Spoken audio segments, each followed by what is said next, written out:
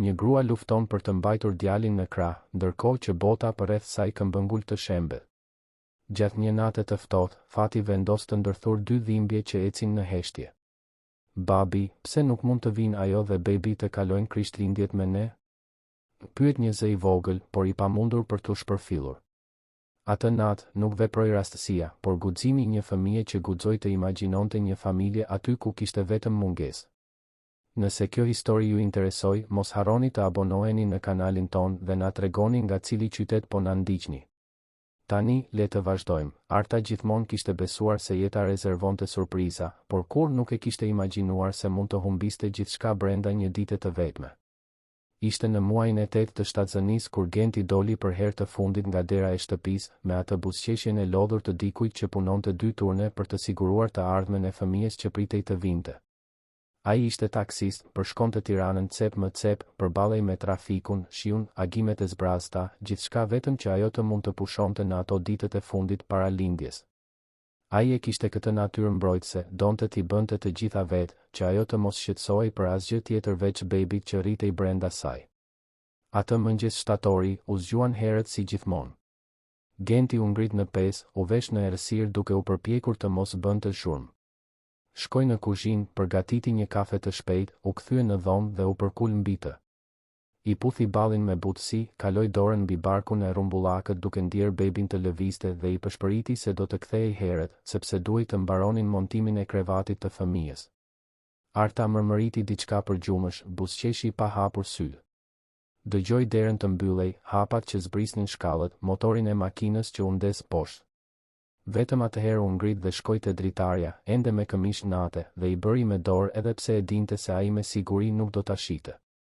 Pa makinën të largohej nëpër rrugën e zhurmshme. Nuk e dinte se ajo do të ishte përshëndetja e fundit. Lajmi erdhi me anë të një telefonate pas dite vonë. Zëri në anën tjetër të linjës ishte formal, i kujdesshëm, duke zgjedhur fjalët me një delikatesë të tepruar. Një lodhje ekstreme gjatë një kursi të gjatë, një ndalesë e papritur, diçka që trupi i Gentit nuk arriti ta përballonte pas kaq shumë netësh pa gjumë të rregull, pas kaq shumë vaktesh të kapërcyera, pas kaq shumë sforcimesh të grumbulluara. Arta dëgjoi gjithçka në heshtje, duke mbajtur telefonin me të dyja duart, duke ndier këmbët t'i dridheshin. Nuk pati ulërima, nuk pati dëshpërim të dukshëm. Vetëm një zbrazëti që pushtoi çdo cep të atij apartamenti që duhej të ishte plot gëzim. Ajo e mbylli telefonin, u ul në divanin e vjetër dhe mbeti aty, e palvizur, me duart mbi bark, duke ndier lëvizjet e bebit që nuk do ta njihte kurrë të atin. Ditët në vijim ishin të mjegullta. Disa fqinje u shfaqën me ushqime, me fjalë ngushëllimi që nuk arrinin të mbushnin gropën që ishte hapur brenda saj. Arta duhej të ishte e fortë, të gjithë këtë i thoshin, duhej të mendonte për bebin. Dhe ajo mendonte. Mendonte në çdo sekond, në çdo shkelm që ndjente, sa herë që shite krevatin e montuar për gjysmë dhe rrobat e vogla që i kishin bler pak nga pak, me aq shumë sakrifica dhe dashuri.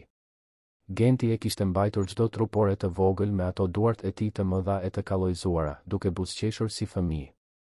Tani Arta i mbante të njëjtat rroba vetëm, duke u përpjekur të gjente forcë aty ku dukej se nuk kishte më asgjë. Lindja ndodhi 3 javë më vonë, në një agim të ftohtë tetori. Arta u zgjua nga kontraktimet, mori çantën që e kishte gati dhe thiri një taksi. Shkoi vetëm në spital, eci nëpër korridore duke mbajtur barkun, plotësoi formularet me dorën që i dridhej. Kur më në fund u shtri në barel, një infermiere me vështrim të butë e pyeti nëse kishte njeri për të lajmëruar. Arta tundi kokën, duke u përpjekur të mbante lotët që këmbëngulnin të binin. Nuk kishte njeri. Ema ishte ndarë nga jeta vite më parë, të atin nuk e kishte njohur kurrë, dhe Genti ishte fëmijë i vetëm i prindërve që gjithashtu nuk ishin më. Ata ishin vetëm ata të dy, dhe tani do të ishte vetëm ajo dhe ai fëmijë që ishte gati të vinte në jetë. Luani lindi në agim, me një të qartë të fortë që bëri jehon në sallë dhe dukej se e solli Artën sërish në jetë. Kur infermierja ja vendosi bebin në krah, ajo pa të fytyrës të vogël të rrudhur, ata sy të mbyllur fort, ato duar të vockla, dhe kuptoi se nuk mund të dorëzohej. Luani kishte nevojë për të. Ishte gjithçka që i kishte mbetur nga Genti, ishte vazhdimësia e një dashurie që u ndërpre, por nuk u shua. Ajo i puthi ballin të birit dhe bëri një premtim në heshtje, do të bënte gjithçka, absolutisht gjithçka, që ai të kishte një jetë dinjitoze. Muajt e parë ishin më të vështirë nga sa Arta mund ta kishte imagjinuar. Paratë që Genti kishte lënë mënjan u harxhuan shpejt me fatura të prapambetura, pelena, qumësht, ilaçe. Apartamenti ishte me qira dhe pronari nuk kishte as pak durim me vonesat.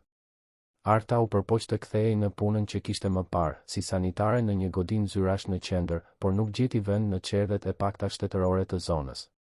Lista e pritjes ishte e pafundme dhe të paguante një qerdhe private ishte krejtësisht e pamundur. Opsionet e pakta për ta lënë Luanin me fqinjet gjatë ditës kushtonin më shumë se sa do të fitonte ajo duke punuar. Kështu, Arta improvizoi siç kishte bërë gjithmonë në jetë. Filloi të bënte kek dhe ëmbëlsira në shtëpi, duke përdorur recetat që ema ia kishte mësuar kur ishte vajzë. I kujtoi si qëndronte në kuzhinë duke vëzhguar çdo lëvizje, çdo mas, çdo sekret që i shndërronte përbërësit e thjesht në diçka të veçantë. Ema i thoshte se të gatuaje me dashuri bënte gjithë diferencën, se njerëzit e ndjenin këtë në shije. Arta u kap pas këtyre kujtimeve si të ishin një dëras shpëtimi. Zgjohej në mesnatë, në 3 ose 4 të mëngjesit, ndërsa Luani ende flinte në krevatin e tij pranë shtratit të saj. Shkonte në kuzhinën e vogël të apartamentit dhe kalonte orë të tëra aty, duke përgatitur toptha me çokoladë, toptha me kokos, kek të thjeshtë por të shijshëm. Gjithçka e bërë me kujdes dhe me shpresën se kjo do të mjaftonte për të siguruar jetesën e tyre. Më pas, kur Luani zgjohej, ajo e ushqente, e ndëronte, i bënte banjë dhe dilte nëpër rrugët e lagjes duke ofruar ëmbëlsirat derë më derë. Gjithmonë me bebin të lidhur pas shpine në një copë pëllure me ngjyra që ja kishte dhuruar një fqinje, sepse nuk kishte karrocë dhe nuk kishte me këta linte. Luani u mësua me atë rutinë, me lëkundjen e vazhdueshme të ecjeve, me ngrohtësinë e trupit të së ëmës pranë tij. Ndonjëherë qante nga lodhja kur dielli ishte shumë i nxehtë dhe Arta ndalonte nën hijen e një peme, ulej në ndonjë stol parku, i jepte gjë aty për aty, pa u shqetësuar për vështrimet gjykuese. Ajo e kishte kapërcyer turpin. Kur nevoja të shtrëngon, dinjiteti ripërcaktohet. Njerëzit e lagjes u mësuan me atë figurë të imët, me sy të lodhur por me buzëqeshje të ëmbël, që u binte ziles duke ofruar ëmbëlsira. Disa blinin nga mëshira, të tjerë sepse u pëlqente vërtet shija. Artës nuk i bëhej vonë për arsyen, vetëm falenderonte për çdo monedhë që futej, për çdo kartëmonedhë të zhubravitur që fuste në xhep. Në mbrëmje, pasi i bënte banjë Luanit, pasi e vinte në gjumë duke i kënduar me zë të ulët, ajo ulej në tryezën e kuzhinës dhe numëronte paratë e ditës. Ndonjëherë mjaftonin për ushqimin e javës, ndonjëherë mezi dilnin për orizin dhe fasulet. Por Arta nuk ankohej. Kishte turp të kërkonte ndihmë, kishte shumë krenari për këtë, preferonte të punonte deri në raskapitje sesa të zgjaste dorën. Luani rritej shpejt, duke u shndërruar në një bebe gazmore që i ndriçonte ditët e vështira të së ëmës. Ai ishte i qetë, qante pak, sikur e kuptonte që Arta kishte mjaftueshëm shqetësime. Kur ajo duhej të punonte, ai rrinte urt në prehër ose flinte i përkundur nga lëvizja e ecjeve. Njerëzit që blinin ëmbëlsirat gjithmonë komentonin për bebin, sa i bukur ishte, si i kishte sytë e të atit. Arta buzëqeshte dhe falenderonte, duke i ruajtur ato fjalë si thesare të vogla. Luani vërtet i ngjante Gentit. Kishte të njëjtët sy të zinj e të thellë, të njëjtën gojë shprehëse. Ishte sikur një pjesë e tij të kishte mbetur aty, e materializuar në atë fëmijë që rritej i fortë pavarësisht gjithçkaje. Ndërsa Arta luftonte në rrugët e Tiranës, në një lagje krejtësisht tjetër të qytetit, një tjetër lloj dhimbjeje banonte në një shtëpi me mure të bardha dhe dritare të mëdha. Besnik Malaj kishte ndërtuar një jetë që shumë e kishin zili. Inxhinier ndërtimi i respektuar, pronar i një studioje projektimi arkitektonik, ai njihej për kompetencën, seriozitetin dhe punën e përsosur.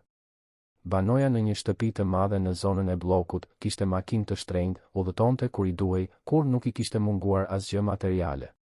Por pas asaj fasade suksesi, besniku mbante një peshë që askush nuk e shite.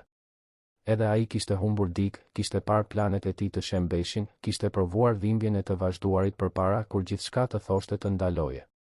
Valbona kishte qenë dashuria e jetës së tij. U njohën në fakultet, u martuan sapo u diplomuan, ndërtuan gjithçka bashk, tull pas tulle, ëndër pas ëndre. Ajo ishte arkitekte gjithashtu, punonin në të njëjtën zyrë, ndanin projekte, ndanin ide, ndanin jetën në një mënyrë kaq të natyrshme sa besniku nuk e imagjinonte dot të ekzistonte pa të. Kur Valbona mbeti shtatzën me binjak, besniku ndjeu se jeta më në fund po merrte kuptim të plotë. Ishte sikur gjithçka që kishin ndërtuar deri atëherë të ishte vetëm përgatitje për atë moment. Ai rinovoi të gjithë shtëpinë, përgatiti 2 dhoma identike me gjithë kujdesin, i leu muret me një të verdhë të zbeth sepse nuk donin ta dinin gjinin e foshnjave më parë. Bleu rroba doppio, krevate të njëjtë, batanie që kombinoheshin. Kalonte orë të tëra duke imagjinuar si do të ishte, fliste me barkun e Valbonës çdo natë para se të flinte, premtonte se do të ishte babai më i mirë në botë. Por lindja u komplikua në një mënyrë që askush nuk e priste. Valbona ishte delikate, gjithmonë kishte atë pamjen e imët dhe të brish që fshite një forcë të brendshme mbreslënëse. Por trupi i saj nuk i përballoi komplikacionet që u shfaqen gjatë lindjes. Orët zvarriteshin, mjekët hynin e dilnin nga salla me shprehje gjithnjë e më të shqetësuara, dhe besniku ndjente tokën të ikte nga këmbët sa herë që shite përmes dritares së vogël dhe vërente lëvizjen urgjente brenda. Brenda pak orësh, ai e gjeti veten të ndarë mes gëzimit të pakuptueshëm të njohjes me emën, që lindi e shëndetshme dhe duke qarë me zë të lartë, dhe dëshpërimit absolut të humbjes së Valbonës, e cila u largua pa arritur as ta mbante të bien në krah, pa dëgjuar të qarën e saj të parë, pa ndier ngrohtësinë e saj. Për bebin tjetër, një djalë i vogël dhe tepër i brisht, nuk pati kohë. Një fatalitet i heshtur që mjekët e shpjeguan me terma teknik që besniku as nuk arriti t'i përpunonte, fjalë si insuficiencë, komplikacione, pamundësi. Ai as nuk arriti t'i ashite fytyrën të birit, vetëm mbajti emën në gjoks, ndërsa ndjente botën të shembej përreth. Ai doli nga spitali duke mbajtur emën dhe një zbrazëti sa bota. Në muajt e parë, ishte si një robot. Punsoi dado, ndoqi të gjitha udhëzimet mjekësore, u sigurua që e bija të kishte gjithçka më të mirë. Por nuk arrinte ta shite pa ndier një therje në gjoks. Ema kishte sytë e Valbonës, të njëjtët flokë gështenjë të çelët, të njëjtën pamje delikate.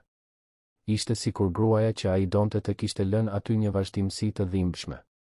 Besniku ju përkushtua punës me intensitet të 2 fish, kalonte më shumë kohë në zyrë se sa në shtëpi, shmangte festat, shmangte miq, shmangte çdo situatë që mund ta bënte të ndjente më shumë nga sa ndjente tashmë. Vitet kaluan dhe Ema u rrit mes kësaj heshtjeje emocionale. Kishte gjithçka që i nevojitej materialisht, studionte në shkollën më të mirë, merrte mësime pianoje, anglishteje, noti. Shtëpia ishte e rregullt, e pastër, funksiononte si një orë. Por mungonte diçka që Ema nuk dinte ta emërtonte. Ajo e vinte re sjelljen e largët të teatrit, mënyrën se si ai e shihte me butësi, por edhe me trishtim, sikur shihte një person tjetër përmes saj. Vajza përpiqej t'i tërhiqte vëmendjen me vizatime, me shfaqje kërcimi të improvizuara në sallon, me pyetje për punën e tij. Besniku përgjigjej, buzëqeshte, e lavdëronte, por gjithmonë kishte një mur të padukshëm mes tyre.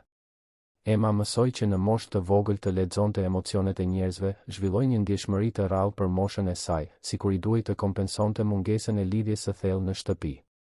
Kur Ema mbushi 5 vjeç, ishte tashmë një fëmijë vëzhguese dhe empatike. Në shkollë, ishte ajo që ngushëllonte shokët që qanin, që ndante ushimin me ata që e harronin, që vinte re kur dikush ishte i trishtuar. Mësueset i komentonin besnikut për këtë karakteristikë të spikatur të vajzës, i thoshin se kishte një zemër të madhe. Ai dëgjonte me krenari, por edhe me faj. E dinte se Ema kërkonte të tjerët afeksionin që ai e kishte të vështirë ta shfaqte plotësisht. Përpiqej ta kompensonte me dhurata, me shëtitje, me vëmendje në fundjavë. Por e dinte se nuk mjaftonte. Një pasdite dhjetori, me rrugët e Tiranës tashmë të zbukuruara për festat e fundvitit, besniku vendosi të dilte më herët nga puna dhe ta merrte Emën nga shkolla. I kishte premtuar se do ta çonte të blinin dhurata për gjyshërit që do të vinin të kalonin festat me ta. Ema hyri në makinë duke folur pa pushim për një projekt që po bënin në shkollë, për një këngë që kishte mësuar, për një mijë gjëra që vetëm një fëmijë 5 vjeçar arrin t'i lidhë në një fjali të vetme. Besniku dëgjonte me një buzëqeshje të sinqertë, duke u ndier mirë që ishte aty, i pranishëm, duke marrë pjesë në atë moment të thjeshtë por të rëndësishëm. Ata parkuan pranë një qendre tregtare, por Ema kërkoi të shëtisnin pak në rrugë para se të hynin.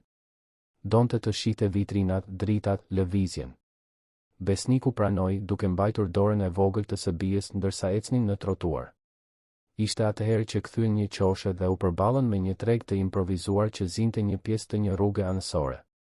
Ishin tenda të thjeshta, tezga me mushama, njerëz që shisnin gjithçka, punime artizanale, rroba, ushqime tradicionale, ëmbëlsira. Kontrasti me dyqanet luksoze të qendrës tregtare ishte i theksuar, por Emma u magjeps menjëherë. I kërkoi të atit të afroheshin, të shihnin çfarë kishte aty. Besniku hezitoi për një çast, por në fund u dorëzua. Ecën mes tezgave, me emën që tregonte me gisht gjithçka, e mrekulluar me atë univers që ishte krejtësisht i ri për të. Ishte në një nga tendat e fundit që sytë e saj u ndalën. Një grua e re, me tipare delikate dhe vështrim të lodhur, rregullonte ëmbëlsira në tabaka të improvizuara.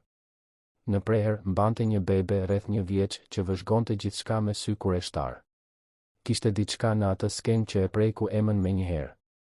Ndoshta ishte butësia me të cilën gruaja mbante fëmijën, ndoshta ishte mënyra se si I fliste me zë të ulët ndërsa rregullonte produktet. Cila do qoftë arsyeja, vajza ndaloi dhe mbeti duke shikuar. Arta e vuri re e vështrimin e fëmijës dhe buzëqeshi, atë buzëqeshje të lodhur por të sinqert që u ofronte gjithmonë klientëve. Emma I kërkoi të atit të blinin disa ëmbëlsira. Besniku u afrua, vëzhgoi tabakat dhe zgjodhi një kuti me toptha çokoladë. Arta e paketoi me kujdes, e falenderoi me zë të bull. Luani, në prerin e saj, zgjati dorën e vogël drejt Emës, e cila qeshi dhe I bëri me dorë. Ishte një moment I thjesht, I përditshëm, lloji I ndërveprimit që ndodh mira herë në ditë në një qytet të madh. Por kishte diçka ndryshe aty, një lidhje delikate që asnjë nga të rriturit nuk e vuri re, por që Emma e ndjeu me gjithë qartësinë. Ajo nuk donte të largohej. Mbeti duke parë Artën dhe Luanin edhe kur besniku tashmë I mbante dorën për të vazhduar rrugën, sikur po shihte diçka që sytë e tij nuk e arrinin. Dhe ndoshta ashtu ishte. Ndoshta, në atë çast të shkurtër, Emma kishte parandjerë se ato dy jetë do të kryqëzoheshin me të sajën në një mënyrë që do të ndryshonte gjithçka. Ndoshta kishte njohur te ajo grua dhe ai bebe diçka që mungonte në shtëpinë e saj, në jetën e saj. Ose ndoshta ishte thjesht intuita e pastër e një fëmije që ende nuk ka mësuar ta shpërfillë zemrën. Ndërsa ecnin mes tezgave, Emma tregonte me gisht gjithçka me entuziazëm, e magjepsur nga ai univers që ishte krejtësisht I ri për të. Vajza ishte mësuar me qendra tregtare me ajër të kondicionuar, dyqane të rregullta, vitrina të përsosura. Ai treg I improvizuar me mushamat e tij me ngjyra, aromat e përziera të ushqimit dhe parfumit të lirë, muzikën që vinte nga ndonjë radio e largët, ishte si të zbuloje një botë paralele që ekzistonte aty, pak bllokë larg rrugëve që ajo njihte. Por që mbetej e padukshme për çdo që nuk shihte me vëmendje. Besniku e vëzhgonte të bien me një përzierje habie dhe butësie. Emma e kishte këtë dhunti për të mrekulluar me gjëra të thjeshta, për të gjetur bukuri aty ku të tjerët shihnin vetëm rrëmuj. Ishte në një nga tendat e fundit që sytë e saj u ndalën. Një grua e re, me tipare delikate të shënuara nga lodhja, rregullonte ëmbëlsira në tabaka të improvizuara mbi një tavolinë plastike. Në preher, mbante një bebe rreth 1 vjeç që vëzhgonte gjithçka me sy kureshtar dhe të vëmendshëm. Gruaja I fliste me zë të ulët fëmijës ndërsa rregullonte produktet, duke sistemuar kutitë e vogla, duke pastruar me një leckë thërrimet që binin. Kishte diçka në atë skenë që e preku Emën menjëherë. Ndoshta ishte butësia me të cilën gruaja mbante bebin, edhe pse po punonte. Ndoshta ishte mënyra se si djali strukej tek ajo, I sigurt dhe I qetë. Ndoshta ishte ngjashmëria mes tyre, nën e bir kaq të ngjashëm, kaq të lidhur. Cila do qoftë arsyeja, vajza ndaloi dhe mbeti duke shikuar, e hipnotizuar. Arta e vuri re e vështrimin e fëmijës dhe buzëqeshi, atë buzëqeshje të lodhur por të sinqert që u ofronte gjithmonë klientëve. Kishte mësuar se një buzëqeshje shiste më shumë se çdo reklam. Emma I buzëqeshi gjithashtu, e turpshme por e interesuar. Besniku vuri re interesin e së bijës dhe u afrua te tezga, duke shqyrtuar ëmbëlsirat e ekspozuara. Ishin toptha çokolate, toptha kokosi, kek me karota të prera në feta, gjithçka e paketuar me kujdes në qeska transparente të lidhura me shirita me ngjyra. Kishte një kujdes aty, një përkujdesje që shkonte përtej nevojës për të shitur. Duke I qartë se ato ëmbëlsira ishin bërë me vëmendje, me përkushtim. Arta u drejtua pak, duke e rehatuar më mirë Luanin në preher. Bebi ishte I rënd dhe ajo ishte aty që herët, por nuk shfaqte pa durim. E përshëndeti besnikun me edukat, e pyeti nëse donte të provonte diçka. Zëri I saj ishte I butë, I lodhur por I sjellshëm. Besniku kërkoi një kuti me toptha çokolate, zgjodhi edhe disa feta keku. Ndërsa Arta përgatiste paketimin, Emma u afrua më shumë, duke zgjatur qafën për ta parë më mirë bebin. Luani e vuri re praninë e vajzës dhe zgjati dorën e tij të shëndosh drejt saj, duke hapur e mbyllur gishtat sikur donte të kapte diçka. Emma qeshi, e magjepsur, dhe i bëri me dorë. Besniku e vëzhgonte skenën me atë vështrimin e tij analitik, duke vënë re detajet, rrobat e thjeshta por të pastra të Artës, kujdesin me të cilin ajo i trajtonte ëmbëlsirat, mënyrën mbrojtëse si e mbante të birin. Sytë që tregonin lodhje por jo dorëzim. A më ndihmon ta lidh pak? Pyeti papritur Arta Emën, duke i treguar shiritin që duhej të lidhte në kuti. Vajza pa të atin duke i kërkuar leje dhe besniku tundi kokën në shenjë pohimi. Emma u afrua plot krenari dhe Arta i udhëzoi duart e saj të vogla për të bërë fjongon. U bë shumë e bukur, e lavdëroi gruaja me sinqeritet. Emma shkëlqeu nga lavdërimi. Luani, në prerin e së ëmës, belbëzoi diçka të pakuptueshme dhe duartrokiti, sikur edhe ai po e lavdëronte. Të dyja qeshën dhe madje edhe besniku bëri një buzëqeshje më të hapur. Ishte një moment i thjesht, nga ata që ndodhin dhe kalojnë pa lënë gjurmë.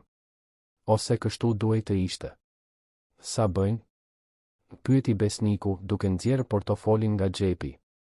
Arta i tha çmimin, një çmim i drejtë por i ulët, qartësisht i llogaritur për të konkuruar me pastiqerit e mëdha pa pasur mundësi të konkuronte vërtet. Besniku pagoi dhe la edhe pak më shumë, duke i thënë të mbante kusurin.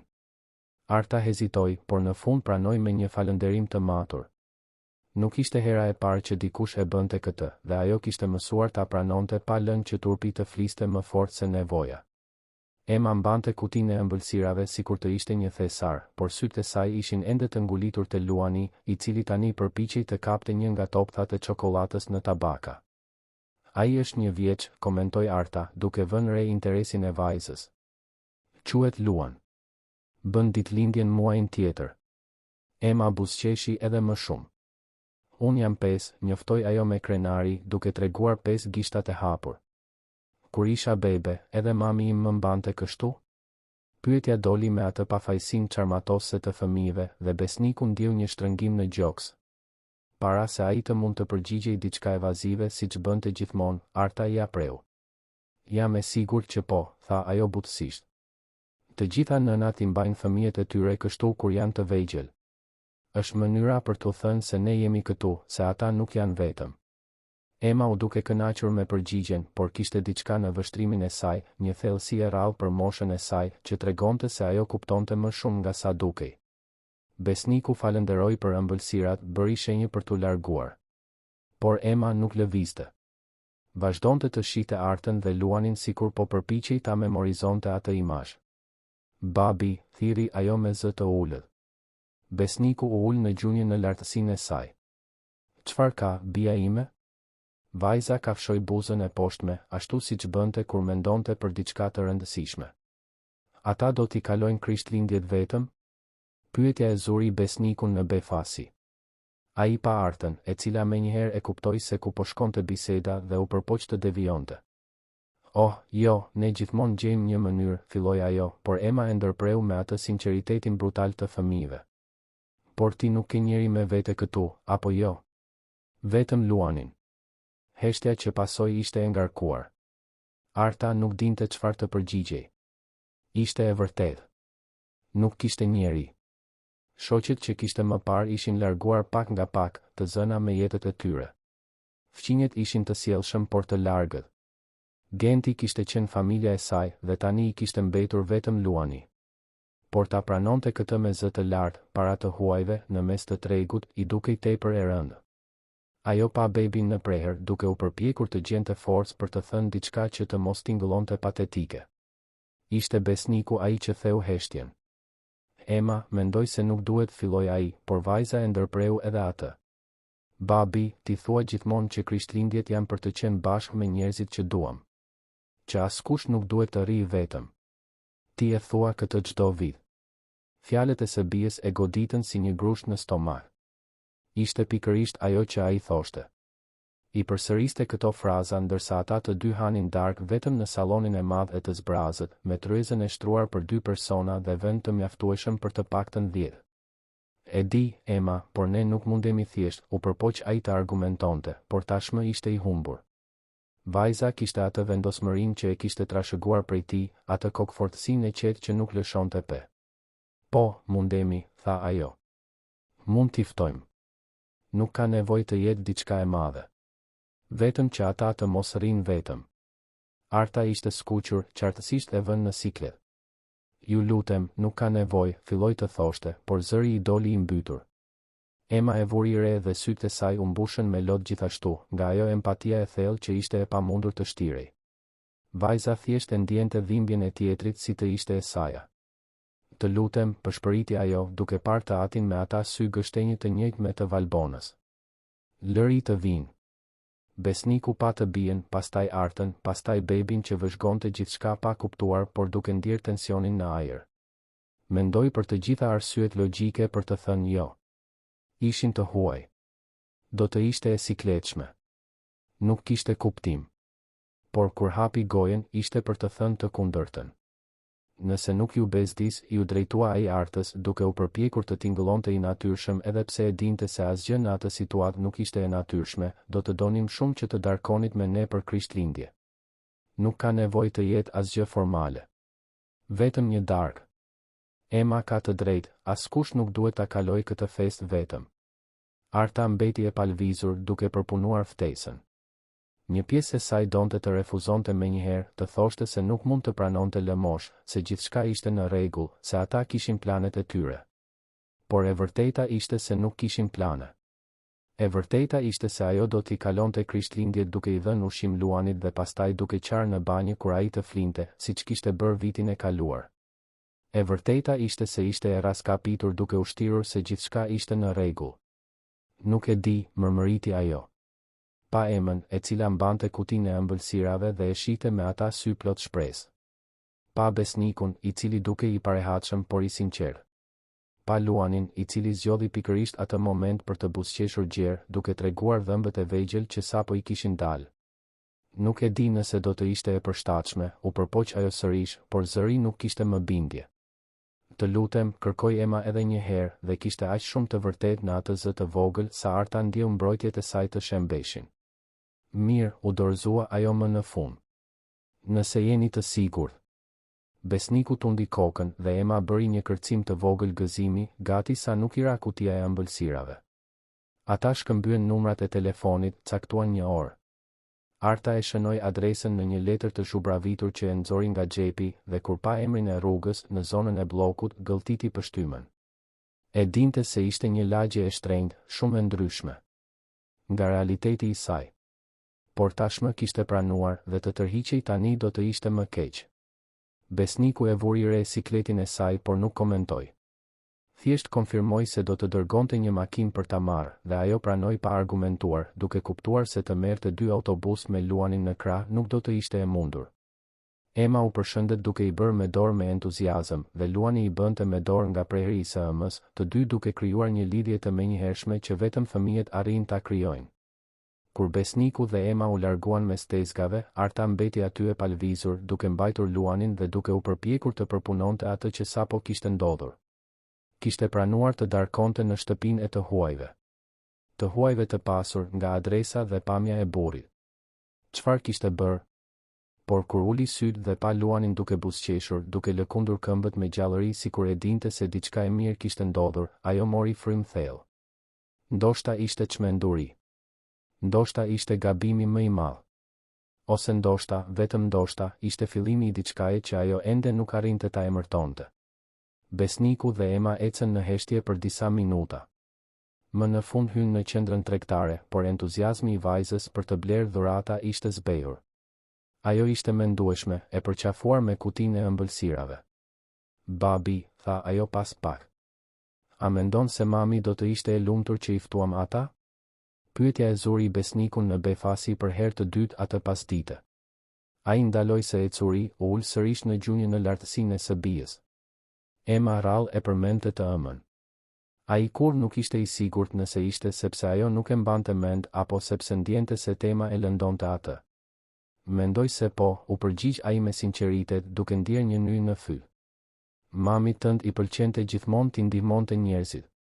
Mendoj se ajo do të kishte bërë të njëjtën gjë që bëre ti sot. Emma buzëqeshi e kënaqur dhe e përqafoi të atin. Besniku e përqafoi gjithashtu duke ndier një emocion që nuk e kishte ndier prej shumë kohësh. Nuk ishte lumturi e plot, ende jo. Por ishte diçka e ngjashme me shpresën.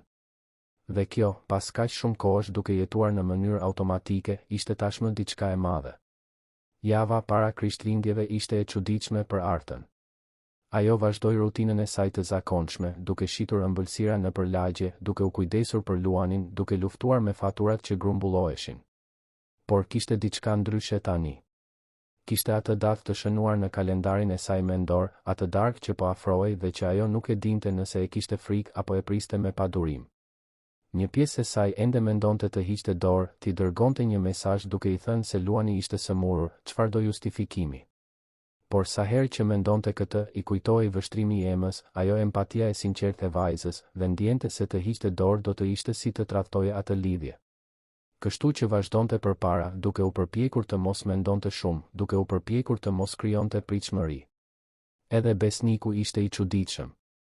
E kaloi javën mes mbledhjeve dhe projekteve, por koka i kthehej vazhdimisht te ai takim në treg, te ftesa që kishte bërë pothuajse pa menduar. Te ajo grua me vështrim të lodhur dhe buzëqeshje të ëmbël që kishte pranuar të darkonte në shtëpinë e tij. Nuk e kuptonte mirë pse kishte rënë dakord me Emën. Mund ta kishte refuzuar, mund të kishte shpikur një justifikim, mund të kishte dhuruar para në vend që të ofronte shtëpinë e tij, hapësirën e tij, intimitetin e tij.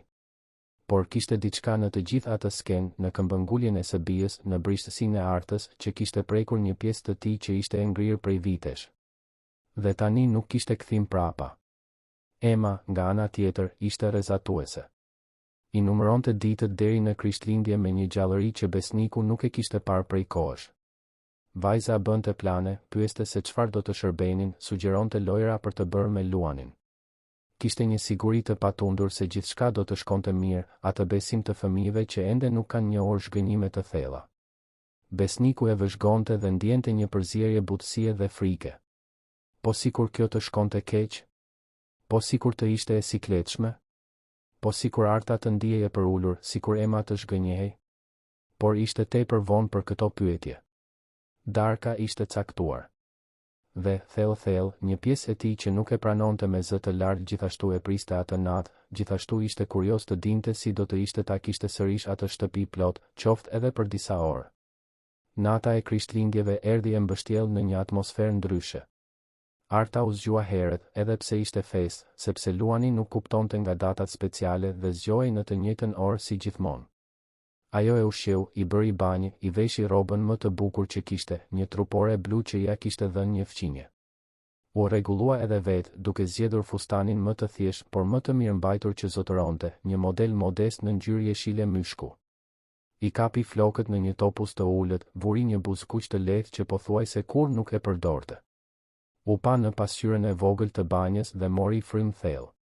Ishte nervoze.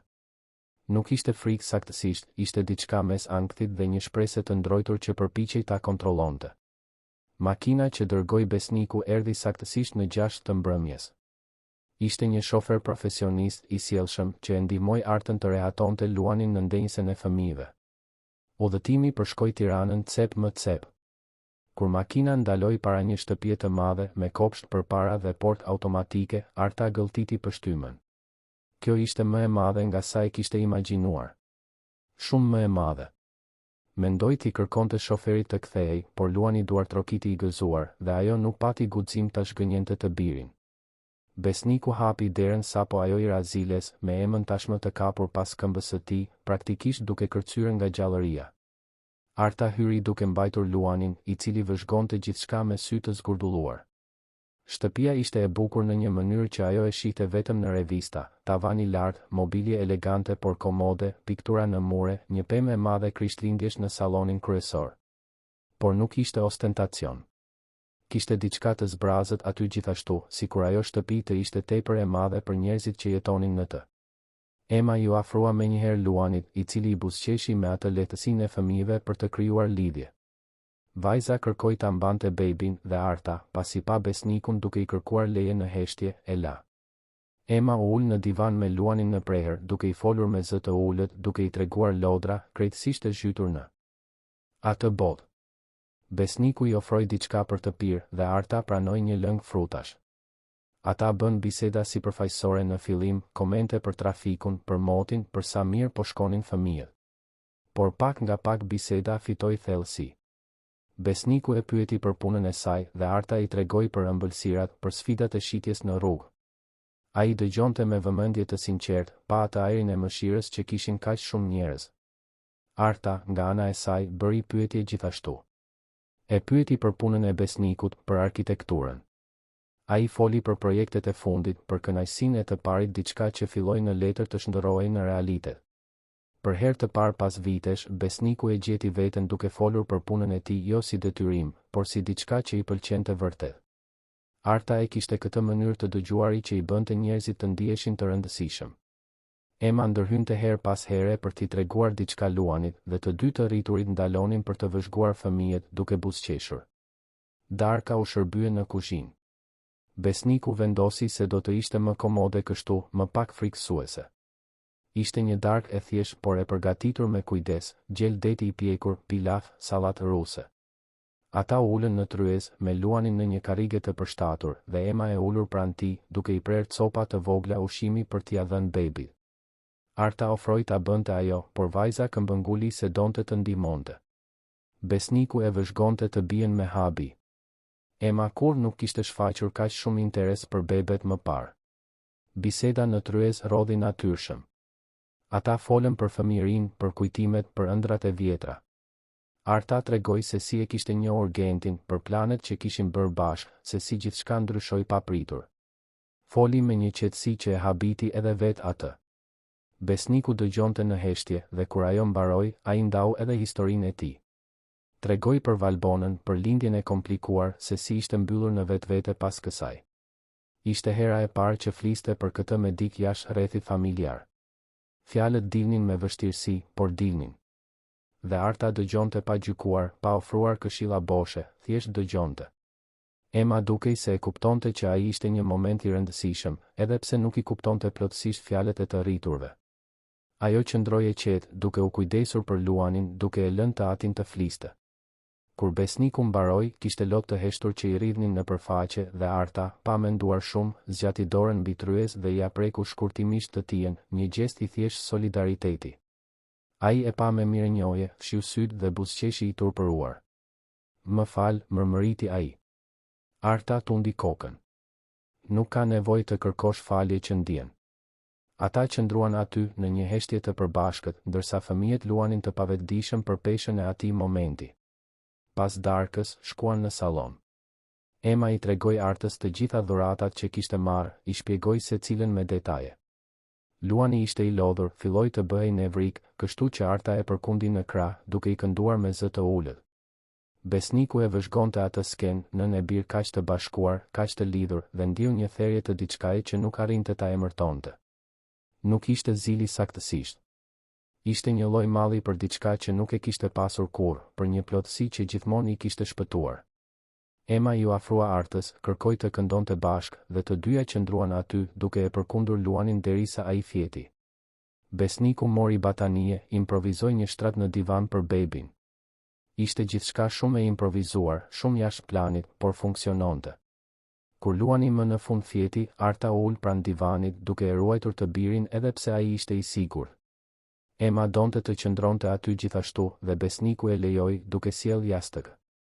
Të katërt qëndruan në sallon duke parë një film krishtlindjesh që po jepej në televizor, por duke i kushtuar më shumë vëmendje njëri tjetrit se sa ekranit. Ishte një skenë e çuditshme, ato dy familje të thyra që përpiqeshin të bashkonin pjesët e tyre. Por kishte diçka të drejtë aty gjithashtu, një rehati që vinte nga shoqëria, nga të mosqenit vetëm, nga ndarja e peshës së ekzistencës. Edhe Arta fjeti, e mposhtur nga lodhja e grumbulluar e javëve.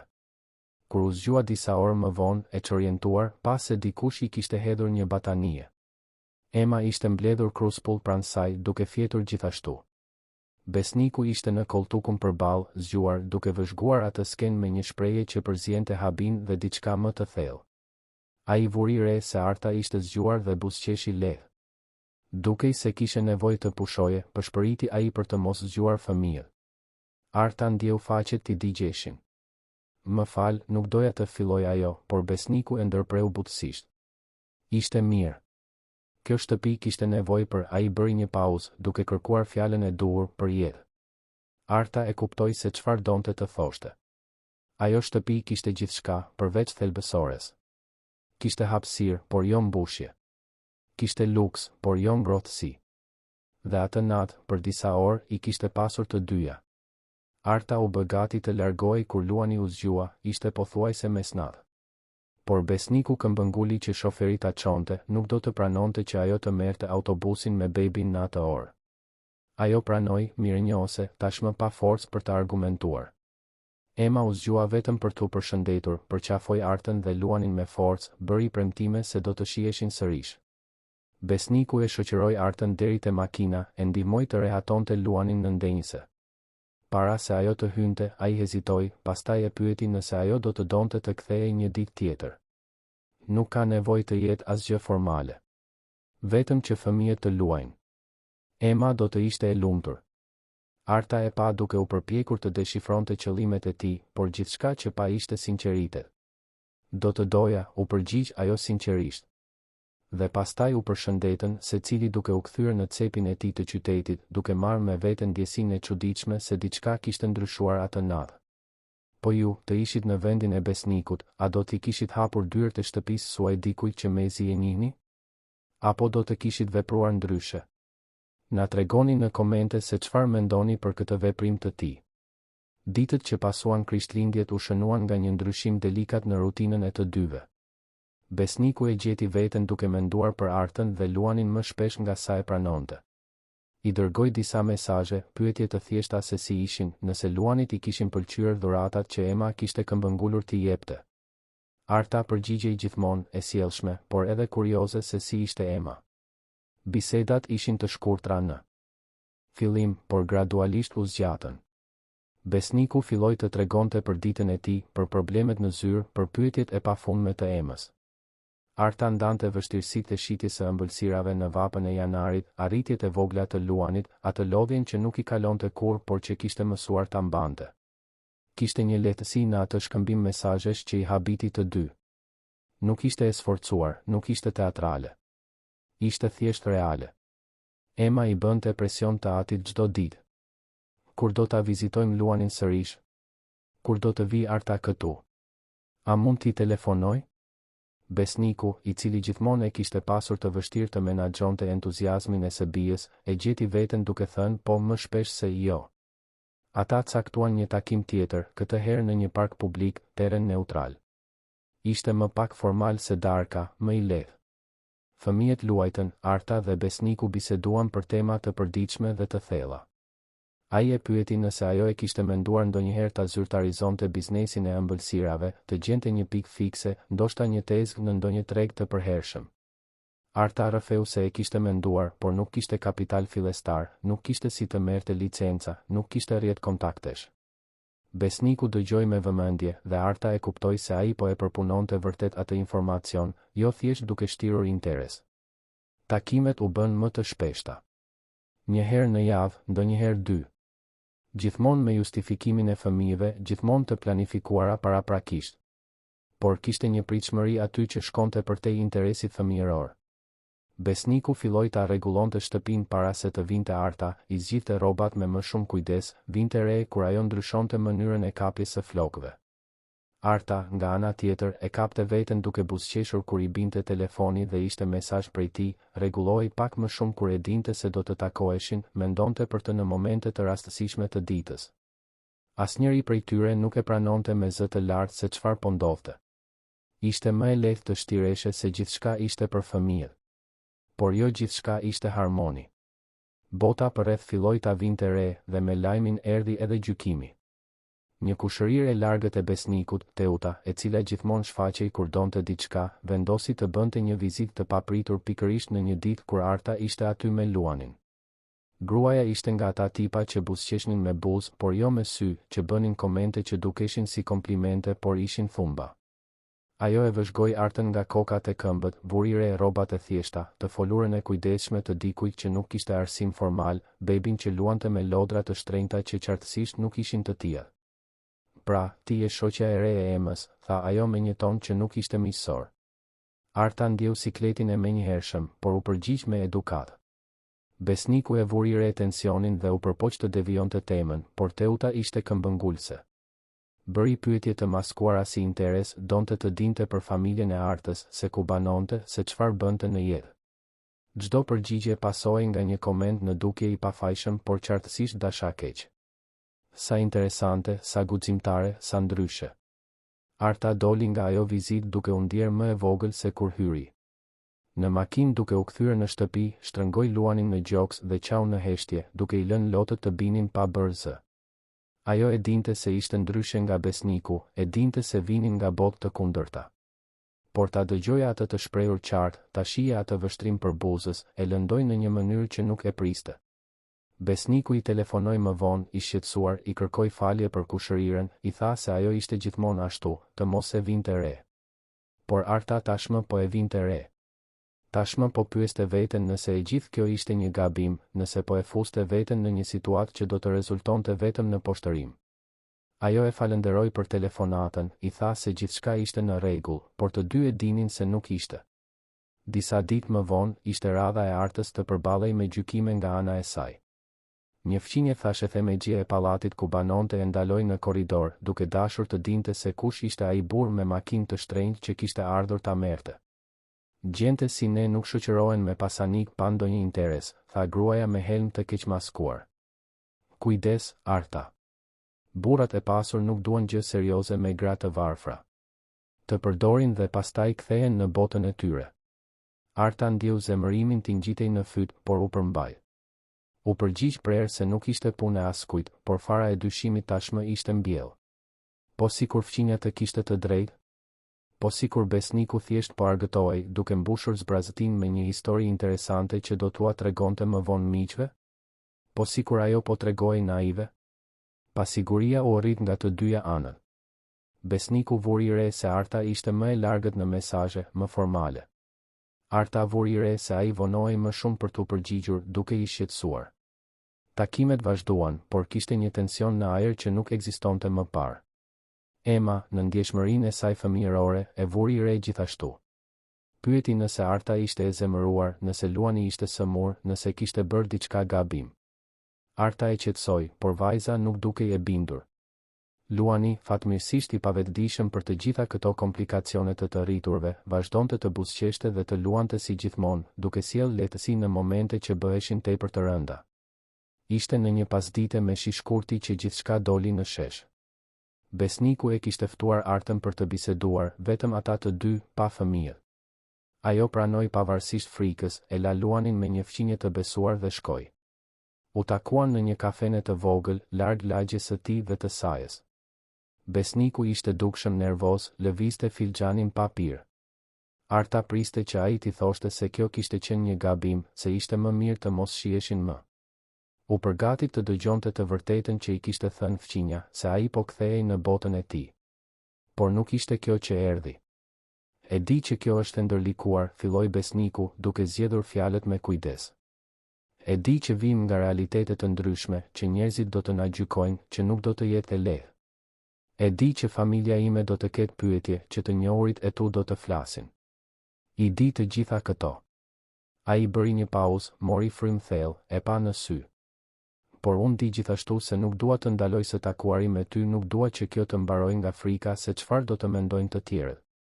Ema kur nuk ka qenë kaq e lumtur sa ka qenë muajt e fundit. Unë kur, bëri një pauzë sërish, duke kërkuar fjalët e duhura, unë kur nuk jam ndier kaq i gjallë sa. Ndihem kur jam me ty dhe me Luanin. Arta ndjeu lotët t'i vinin, por i rrotulloi syt shpejt për t'i mbajtur.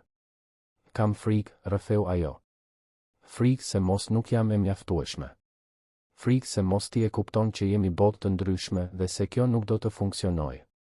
Frikë se mos Luani mësohet me ty dhe me Emën dhe pastaj ne duhet të zhdukemi nga jetët tuaja. Besniku zgjati dorën mbi tryez, ja preku të sajën siç kishte bërë ajo atë natë Krishtlindjesh. Edhe unë kam frikë, pranoi ai. Frikë se mos e prish gjithçka, se mos nuk di ta bëj si duhet, se mos përsëris të njëjtat gabime. Por jam i gatshëm të provoj nëse je edhe ti. Ata që ndruan aty, duart që prekeshin lehtë mbi tryez, dy të rritur të lënduar që përpiqeshin të gjenin guximin për të besuar se ishte ende e mundur të fillonin nga e para. Dhe në atë çast, me shiun që binte mbi xham dhe zhurmën e kafenes përreth, vendosën se ja vlente të provojë. Edhe me frikë. Edhe pa garanci. Edhe duke e ditur se rruga do të ishte plot pengesa. Vendosën se ja vlente. Muajt në vijim ishin të një ndërtimi të ngadalt, por të qëndrueshëm. Besniku dhe Arta nuk hynë në një marrëdhënie brenda natës. Kishte shumë për të konsideruar, shumë dallime për të lundruar, shumë frikëra për t'u përballur. Por vendosën të provonin një hap në një kohë, gjithmonë me fëmijët në vend të parë. Takimet vazhduan, më të shpeshta tani, më të natyrshme. Ndonjëherë ishte Besniku që çonte emën për të vizituar Artën dhe luanin në apartamentin e vogël në periferi.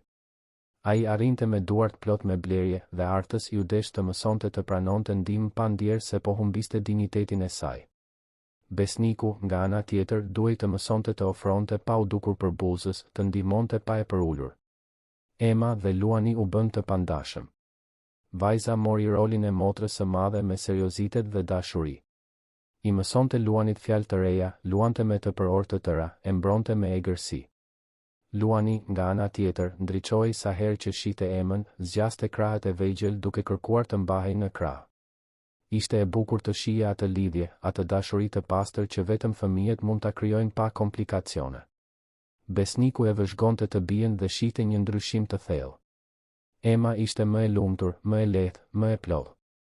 Arta shihte Luanin të zhvillohej i rrethuar nga afeksioni, duke mësuar se bota mund të ishte e butë.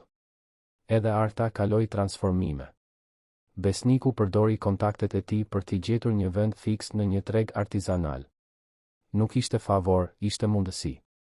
Ajo ende bënte gjithçka vetë, zgjohej në mesnatë, piqte ëmbëlsirat e saj me të njëjtin kujdes si gjithmonë. Por tani kishte një vend të caktuar, klient të rregullt, një të ardhur më të qëndrueshme. Arriti të merrte me qira një apartament pak më të mirë, ende të thjeshtë, por më të gjerë për Luanin që të rritej. Nuk pranoi që Besniku të paguante asgjë, këmbënguli të arrinte atë me punën e saj. Ai e respektoi këtë, e kuptoi se ishte e rëndësishme për të. Edhe Besniku ndryshoi. Ajo shtëpi e madhe dhe e zbrazët filloi të merrte jetë sërish. Jo sepse ai e mbushi me gjëra, por sepse e mbushi me momente. Darka me të qeshura fëmijësh, fundjava me filma dhe kokoshka, pasdite të dielash me lojra në kopsht. Ai filloi të dilte më herët nga zyra, të prioritizonte kohën me Emën dhe gjithnjë e më shumë me Artën dhe Luanin. Mësoi ta fikte celularin gjatë vakteve, të ishte i pranishëm vërtet. Zbuloi se mund të ndjente gëzim pa faj, se të dashuroje sërish nuk do të thoshte të tradhtoje kujtimin e Valbonës. Në fakt, e kuptoi se Valbona do ta kishte dashur këtë për të.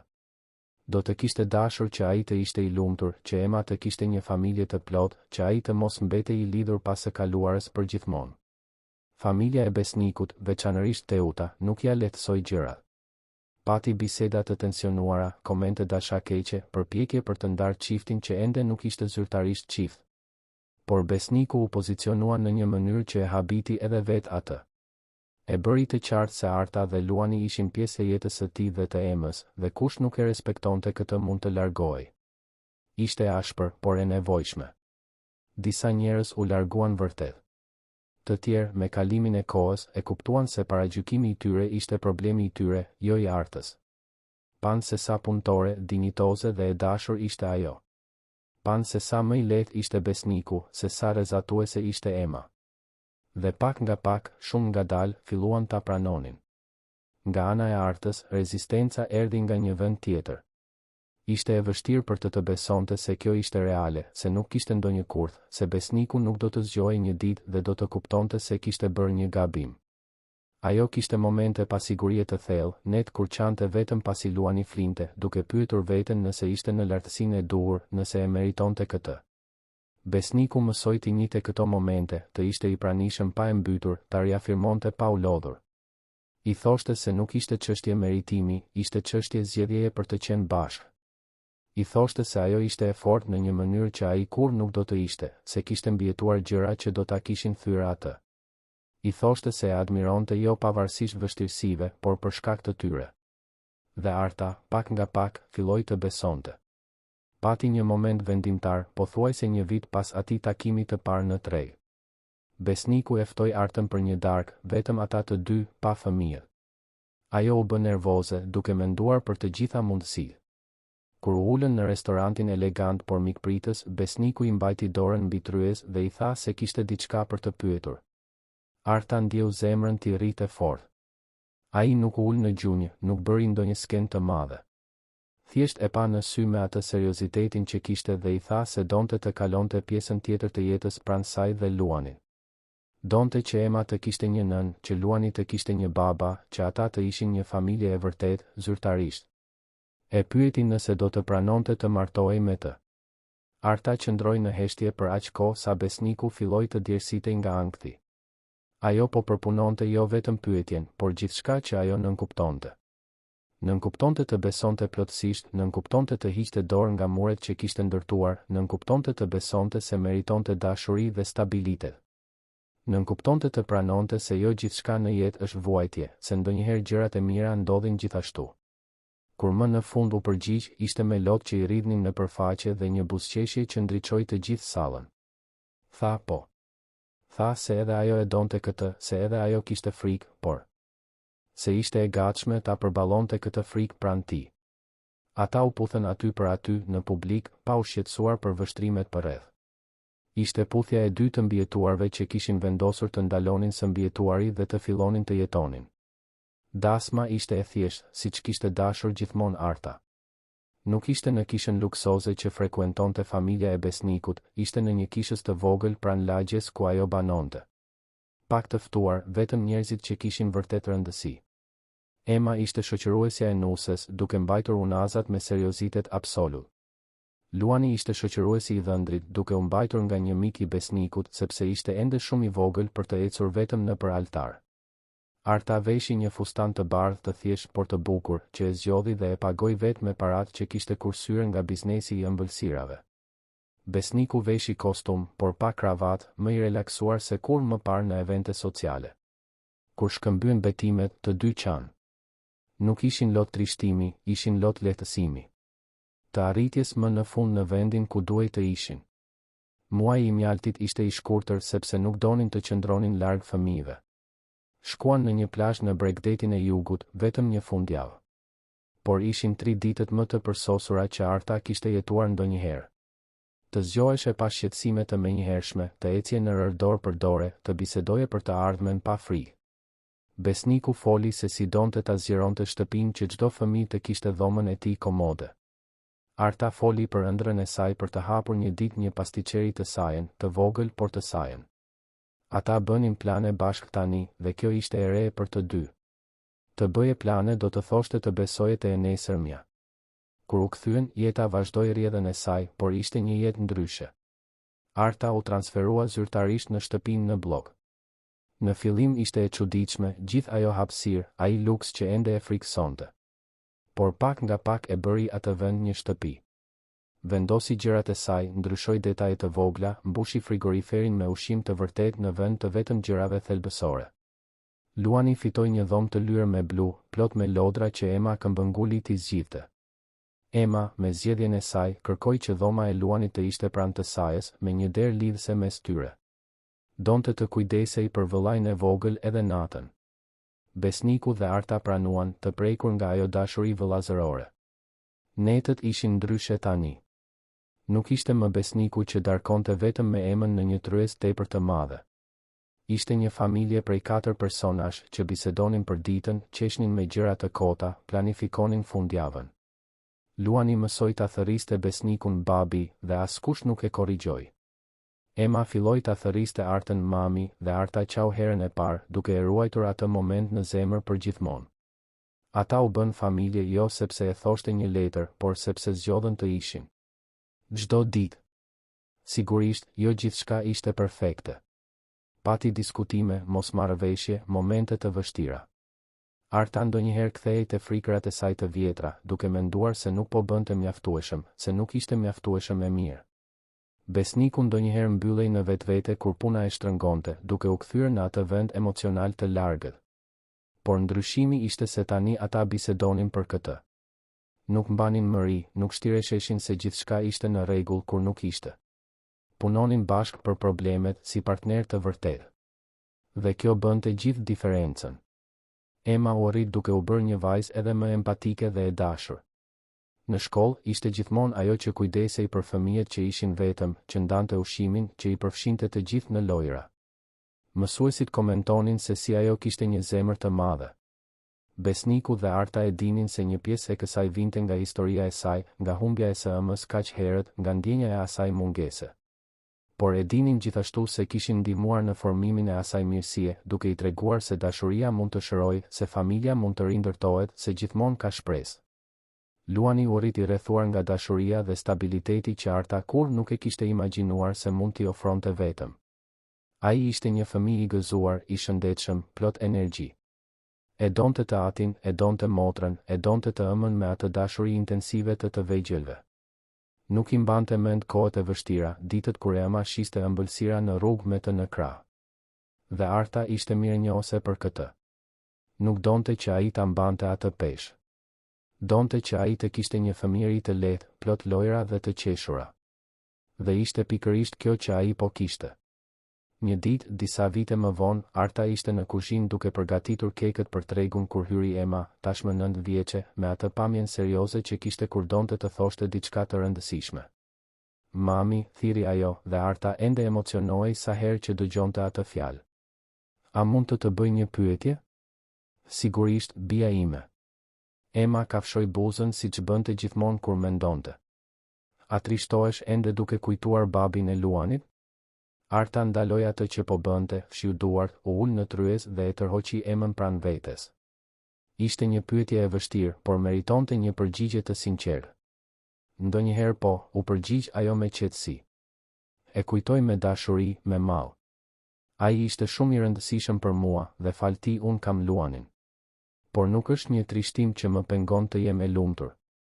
Është një mall që është pjesë e asaj që jam. Emma e përpunoi këtë duke tundur kokën. Dhe a mendon se mami im i parë do të ishte e lumtur duke na parë ne tani? Arta ndjeu zemrën t'i shtrëngohej. E tërhoqi Emën në një përqafim të ngushtë. Jam e sigurt që po, dashuri. Jam e sigurt se ajo është krenare për vajzën e mrekullueshme që je bërë. Dhe se ajo është e lumtur duke ditur se ti ke dashuri rreth teje, edhe pse nuk është e saja. Emma u struk në përqafim. Më pëlqen të kem ty si mami. Ti je shumë e mirë.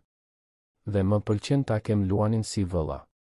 Dhe babi është më pak i trishtuar tani. Arta buzëqeshi përmes lotëve. Edhe mua më pëlqeni ju. Më shumë se sa fjalët mund ta thonë. Besniku hyri në kuzhinë në atë moment duke i parë të dyja të përqafuara. Çfarë ndodhi këtu? Pyeti ai me atë buzëqeshjen që tani ishte e shpesh në fytyrën e tij. Biseda vajzash, u përgjigj Emma, duke u shkëputur nga Arta dhe duke vrapuar për të përqafuar edhe të atin. Besniku pa Artën mbi kokën e së bijës dhe të dy shkëmbyen atë vështrimin e bashkëpunimit të atyre që e din saktësisht sa kanë ecur për të arritur këtu. Luani u shfaq duke vrapuar menjëherë pas, duke bërtitur babi me atë entuziazmin e një fëmijë 3 vjeçar.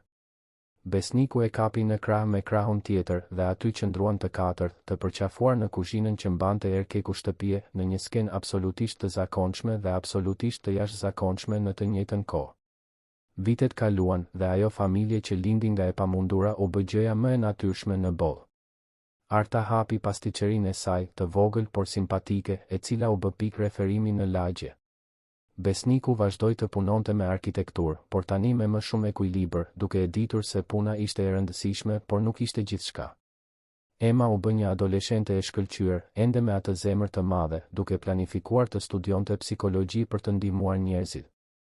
Luani u rriti fort dhe i shëndetshëm, plot ëndra dhe mundësi, pa dyshuar kurrë se ishte i dashur dhe i mbrojtur. Një natë të zakonshme, tashmë me Emën adoleshente dhe Luanin që po hynte në para adoleshencë, familja ishte mbledhur në sallon. Emma studionte për një provim, Luani luante videolojra, Besniku lexonte disa projekte, Arta qepte një jastëk që kishte bler. Nuk ishte asgjë e veçantë, thjesht një natë e zakonshme e së martës. Por papritur Arta ndaloi atë që po bënte dhe pa përreth. Pa ata njerëz që ishin familja e saj, atë shtëpi që ishte shtëpia e saj, atë jetë që e kishte ndërtuar tull pas tulle nga rënojat. Dhe ndiu një mirënjohje kaq të thellë sa po thuaj se nuk i zinte në gjoks. Besniku e vuri re vështrimin e saj dhe buzëqeshi. Gjithçka në rregull? Ajo tundi kokën, sytë i shkëlqenin. Gjithçka është perfekte. Dhe ishte e vërtetë. Jo sepse nuk kishte probleme, jo sepse gjithçka ishte e lehtë, por sepse ata kishin njëri tjetrin. Sepse ajo familje që nuk duhej të ekzistonte sipas të gjitha gjasave, jo vetëm që ekzistonte, por ishte e fortë, ishte reale, ishte plot dashuri. Sepse ata kishin bërë zgjedhje të guximshme kur do të ishte më e lehtë të dorëzoheshin. Sepse besuan se dashuria mund të rilind edhe pas humbjeve të thella. Arta mendoi për atë natë dhjetori, vite më parë, kur një vajzë 5 vjeçare vendosi se dy familje të thyra duhej të ishin bashkë. Mendoi se si ai fëmijë pa me qartësi atë që të rriturit u desh kaq shumë kohë ta shihnin. Mendoi për Gentin, i cili do të ishte i lumtur duke ditur se Luani ishte në duar të sigurta. Mendoi për Valbonën, e cila me siguri do të ishte krenare për të bien që ndihmoi të arriste edhe nga larg. Mendoi për të gjitha vështirësitë që kishin përballuar, për të gjitha paragjykimet që kishin mposhtur, për të gjithë rrugën që kishin përshkuar. Dhe e kuptoi se disa histori nuk ndjekin skenarin e pritur. Ndonjëherë dashuria vjen kur më pak e pret, në format më të pamundura, përmes njerëzve më të papritur. Ndonjëherë familja që zgjedh është po aq e fortë sa ajo ku lind. Ndonjëherë bekimet më të mëdha vijnë të maskuara si rastësi, si takime të fatit në tregje të improvizuara, si ftesa fëmijësh që ende nuk kanë mësuar të kenë frikë të duan. Dhe ndonjëherë, vetëm ndonjëherë, kur ke guximin ta hapësh zemrën sërish pasi ajo është bërë cop, jeta të shpërblen me diçka më të bukur nga sa ke imagjinuar ndonjëherë. Të dashur dëgjues, shpresojmë që historia e Artës dhe Besnikut t'ju ketë prekur zemrën. Nëse u emocionuat me këtë udhëtim rilindjeje dhe dashurie, klikoni butonin pëlqej, abohuni në kanal dhe na tregoni në komente se çfarë ju la më shumë mbresa në këtë histori. Ishte guximi i Artës? Ndjeshmëria e Emës? Transformimi i Besnikut? Apo ndoshta mënyra se si dashuria mund të rilind kur më pak e presim? Çdo ditë, ne sjellim histori intensive si kjo, që zbulojnë anën më të thellë të shpirtit njerëzor, që tregojnë se kur nuk është vonë për të filluar nga e para, se dashuria e vërtet i ka përcen të gjitha barrierat. Ju presim në episodin e ardhshëm me një tjetër histori që do t'ju prek emocionet dhe do t'ju bëjë të besoni se fundet e lumtura janë të mundura, po, edhe pas stuhive më të vështira.